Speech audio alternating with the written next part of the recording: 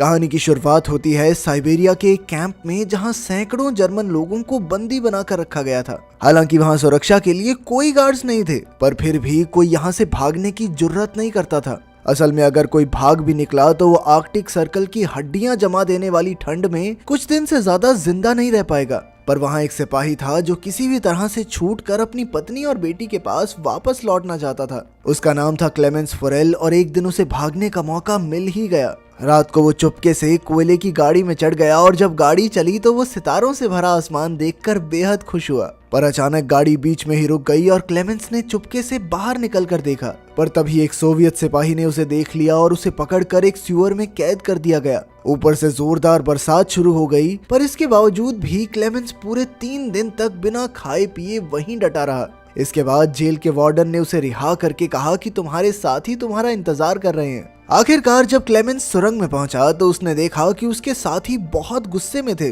और वो हाथों में हथियार लिए उसका इंतजार कर रहे थे। असल में क्लेमेंस के भागने की वजह से उन सभी को 3 दिन तक भूखा रखा गया था। तभी अचानक उन्होंने क्लेमेंस पर हमला कर दिया और उसे कुत्तों की तरह पीटा। बुरी तरह जख्मी होने की वजह से उसे कैंप के डॉक्टर के पास ले जाया गया। वो डॉक्टर भी यहाँ बंदी था और वो क्लेमेंस की भागने की हिम्मत देखकर काफी प्रभावित हुआ। तब क्लेमेंस ने डॉक्टर से मदद मांगते हुए कहा कि वो एक बार फिर से यहाँ से भागना चाहता है। डॉक्टर ने उसे समझाया कि आर्कटिक सर्कल से भागना नामुमकिन है। आज तक जिसने भी भागने की कोशिश की वो सभी मारे गए। पर डॉक्टर ने उसे एक राज बताया कि जो लोग यहाँ से भागेंगे नहीं वो भी अंत में मारे ही जाएंगे। असल में वहाँ मौजूद सारे कैदी रोज लेड नाम की मेटल की खानों में खुदाई करते हैं और लेड धीरे धीरे हवा से उनके शरीर में जा रही है, जिस वजह से आज नहीं तो कल उन सबका मरना तय है। इसीलिए डॉक्टर ने उसे सलाह दी कि उसे भागकर अपनी किस्मत आजमा ही लेनी चाहिए। फिर डॉक्टर ने अपने सारे गर्म कपड़े और जूते निकाले और क्लेमेंस को बताया कि रेलवे लाइंस पर जगह जगह पर खाना छुपा कर रखा गया है। ऊपर से उसने क्लेमेंस को एक बंदूक भी दी। असल में डॉक्टर ने ये सारी तैयारियां खुद भागने के लिए की थी, मगर 1 महीने पहले उसे पता चला कि उसे कैंसर है और अगर वो भाग भी गया तो 1 महीने से ज्यादा जीने वाला नहीं है। खैर डॉक्टर ने क्लेमेंस को अपना लंच बॉक्स देकर कहा कि अगर तुम सफल हो जाओ तो मेरे परिवार को मेरी मौत की खबर दे देना। इसके बाद क्लेमेंस रात को एक बार फिर से भाग निकला। अगली सुबह वार्डन को खबर मिली कि क्लेमेंस भाग गया है तो वो डॉक्टर से पूछताछ करने आया, मगर तब तक डॉक्टर अपनी जान कुर्बान कर चुका था। उधर क्लेमेंस पूरे जोश के साथ बर्फ और तेज हवा का सामना करते हुए आगे बढ़ रहा था। इधर वार्डन ने क्लेमेंस को ढूंढने के लिए कई फौजियों को ढूंढा, लेकिन कई दिन तक ढूंढने के बाद भी उन्हें क्लेमेंस का कोई सुराग नहीं मिला। सबको लगा कि वो बर्फ में जमकर मर गया होगा, पर वार्डन को यकीन था कि वो जिंदा है, इसलिए उसने तलाश जारी रखने का हुक्म दिया। भागने के 9 दिन बाद क्लेमेंस को अचानक अपने पीछे स्लेज भागता हुआ दिखाई दिया। क्लेमेंस भी तुरंत भागने लगा, पर जल्द ही स्लेज उस तक पहुंच गया और क्लेमेंस को रौंदता हुआ निकल गया। अचानक क्लेमेंस की आंख खुली तो उसने देखा कि वो तो एकदम ठीक ठाक था। असल में ये पूरी घटना उसके मन का वहम थी। उसके चारों ओर सफेद बर्फ की चादर थी और खाना भी खत्म हो चुका था। उसका दिल डूबने लगा और उसने भगवान से कोई चमत्कार करने को कहा, पर आर्कटिक सर्कल में दूर दूर तक बर्फ के सिवा और कुछ नहीं था। अब उसके पास कोई चारा नहीं था, इसीलिए वो कुछ दिन तक जैसे तैसे आगे बढ़ता रहा। आखिरकार उसके शरीर ने जवाब दे दिया और वो भूख की वजह से बेहोश हो गया। कुछ समय बाद उसकी आंख खुली और उसने एक अजीब सी आवाज सुनी। तभी उसकी नजर एक सील पर पड़ी और उसकी आंखें चमक उठी। उसने तुरंत अपनी बंदूक निकाली और कांपते हाथों से सील पर गोलियां चला दी, पर बदकिस्मती से उसका एक भी निशाना नहीं लगा। सील भागने लगी तो क्लेमेंस उसके पीछे दौड़ा, पर अचानक वो बर्फीले पानी में घुस गई। खैर उसने ज्यादा न सोचते हुए एक गोली चलाई और आखिरकार सील को मारने में कामयाब रहा। खाना खाने के बाद उसने अपने पैरों पर पट्टियां बांध ली ताकि ठंड से उसे थोड़ी राहत मिले। थोड़े आराम के बाद क्लेमेंस फिर से अपने सफर पर निकल पड़ा। अपने अकेलेपन और इतने लंबे सफर में उसका दिमागी संतुलन आसानी से बिगड़ सकता था,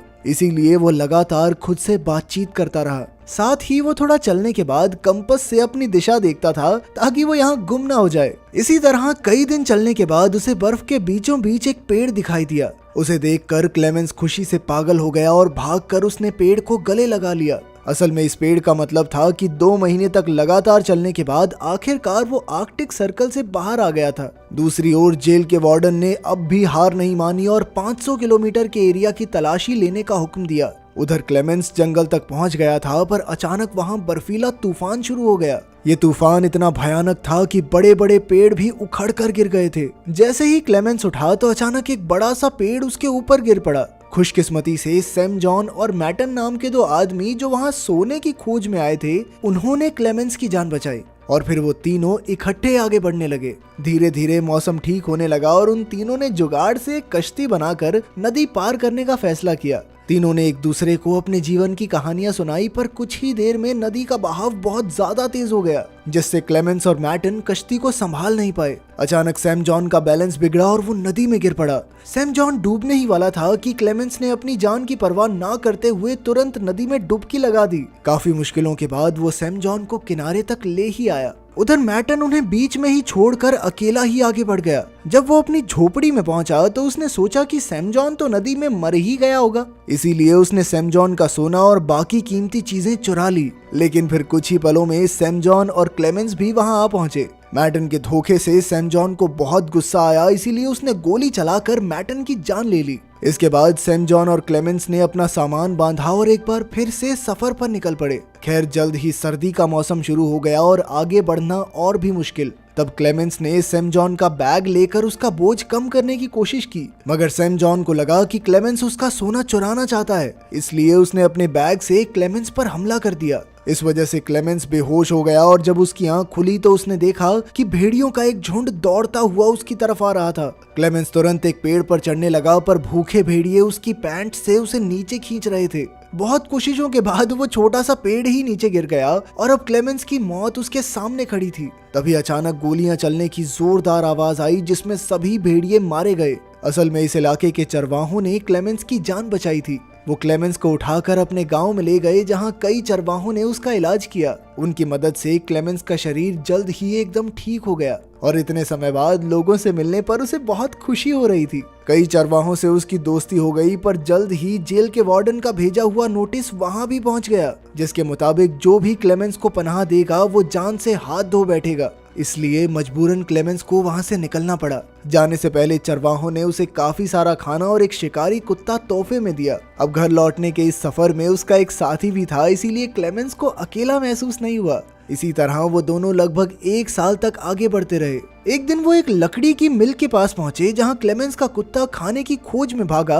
पर कुछ कर्मचारियों ने उसे भगा दिया। तब क्लेमेंस आगे आया तो कर्मचारियों ने उसे पहचान लिया और फिर मिल के मालिक ने उसे खाना खिलाया। इसके बाद उन्होंने क्लेमेंस को जर्मनी की ट्रेन पर बैठा दिया। अब वो जल्द ही घर पहुंचने वाला था, इसलिए क्लेमेंस के चेहरे पर बड़ी सी मुस्कान थी, मगर वो ये नहीं जानता था कि मिल के मालिक ने उसकी खबर पुलिस को दे दी थी और जेल वार्डन अपने सिपाहियों के साथ ट्रेन स्टेशन पर उसका इंतजार कर रहा था। खुशकिस्मती से क्लेमेंस ने पहले ही सिपाहियों को स्टेशन पर देख लिया, इसीलिए वो मौका देखकर भाग निकला, मगर फिर कुछ ही पलों में जेल के वार्डन ने उसे रंगे हाथों पकड़ लिया। अब क्लेमेंस की सारी उम्मीदें खत्म हो चुकी थी, पर अचानक क्लेमेंस के शिकारी कुत्ते ने वार्डन पर हमला करके उसे बुरी तरह काट लिया। अपने कुत्ते की वफादारी की बदौलत क्लेमेंस को भागने का एक और मौका मिल गया, पर तभी उसे गोलियों की आवाज सुनाई दी और वो समझ गया कि वार्डन ने उसके कुत्ते को मार दिया है। मगर क्लेमेंस उसकी मौत का शोक भी नहीं मना पाया और लगातार भागता रहा। मौका देखकर वो एक पुल पर चढ़ा और नीचे से गुजर रही ट्रेन पर कूद गया। आज एक बार फिर से वो बाल बाल बच निकला था। इसके बाद वो लगातार अपने रास्ते पर आगे बढ़ता रहा। इसी तरह काफी समय बीता और साल 1952 आ गया, जब क्लेमेंस के पास ना तो पैसे की फूटी कौड़ी थी और ना ही खाने को दाना। वो एक मेले में घूम रहा था, जहां उसकी नजर लजीज खाने पर पड़ी, मगर दुकानदार ने उसे धुतकार कर भगा दिया। चलते चलते वो पैनकेक्स के ठेले पर आया, जहां 2 लड़कियों ने उसका स्वागत किया, मगर उसके पास पैसे नहीं थे, इसीलिए वो खुद ही निराश होकर आगे बढ़ गया। मगर एक नेक दिल लड़की को उस पर तरस आ गया और उसने पैनकेक का एक टुकड़ा तोड़कर एक बच्चे के हाथ क्लेमेंस को दिया। पहले तो क्लेमेंस हिचकिचाया, पर फिर उसने पैनकेक लेकर खा ही लिया। खैर, तभी एक यहूदी आदमी ने सब कुछ देख लिया। इधर क्लेमेंस चलते चलते एक चर्च में पहुंचा और उसने हाथ जोड़कर भगवान से प्रार्थना की। वो यहूदी आदमी भी उसके पीछे पीछे यहाँ तक आ पहुंचा, पर उसने क्लेमेंस को पुलिस के हवाले नहीं किया। असल में वो भी कुछ समय पहले एक वॉर प्रिजनर रह चुका था, इसीलिए वो क्लेमेंस की हालत समझ सकता था। वो क्लेमेंस को अपने घर ले आया, जहां क्लेमेंस नहा धोकर अपने पुराने रूप में वापस आ गया। यहूदी आदमी ने उसे एक पासपोर्ट और कुछ कागज भी दिए, जिससे क्लेमेंस का दिल भर आया। आखिरकार पासपोर्ट लेकर क्लेमेंस सोवियत सरहद के पार पहुंच गया और फिर थोड़ी पूछताछ के बाद उसे जाने दिया गया। क्लेमेंस को इतनी खुशी हुई कि उसे जानबूझकर अपनी हंसी रोकनी पड़ी। आखिरकार अब वो आजाद हो ही गया था, मगर जैसे ही वो सुआ पुल के बीच पहुंचा तो उसके चेहरे पर चमचमाती रोशनी आई और तभी उसके सामने जेल का वार्डन आ गया। उसे देखकर क्लेमेंस के होश उड़ गए और उसने पीछे मुड़कर देखा कि वो अब भी सोवियत जमीन पर ही था, जिसका मतलब ये था कि वार्डन अब भी उसे गिरफ्तार कर सकता है। अब क्लेमेंस का दिल डूब गया क्योंकि उसकी इतने सालों की कड़ी मेहनत के बाद अब आजाद होने की चाहत मिट्टी में मिल रही थी। पर अचानक उसने देखा कि वार्डन उसके रास्ते से हट गया। क्लेमेंस को अपनी आंखों पर विश्वास नहीं हुआ, मगर वो धीरे धीरे आगे बढ़ा। असल में क्लेमेंस की जिंदा रहने की चाह और 7 साल का दर्दनाक सफर तय करके यहाँ तक पहुँचने के जज्बे ने वार्डन का दिल जीत लिया था। इसीलिए वार्डन ने क्लेमेंस को जाने दिया, मगर एक फौजी होने के नाते वो जीत गया था, क्योंकि आज अगर वो चाहता तो क्लेमेंस को गिरफ्तार करके उसका खेल खत्म कर सकता था। आखिरकार क्लेमेंस सरहद पार करके अपने घर पहुंच गया, जहां उसकी पत्नी और बेटी चर्च के लिए निकल रहे थे। क्लेमेंस भी उनके पीछे पीछे गया और चर्च में उसकी बेटी ने उसे पहचान लिया और फिर वो दौड़कर अपने पिता से लिपट गई। आपके हिसाब से वार्डन ने सही किया या उसने अपने देश से गद्दारी की? कमेंट्स में जरूर बताना। मिलते हैं अगली वीडियो में।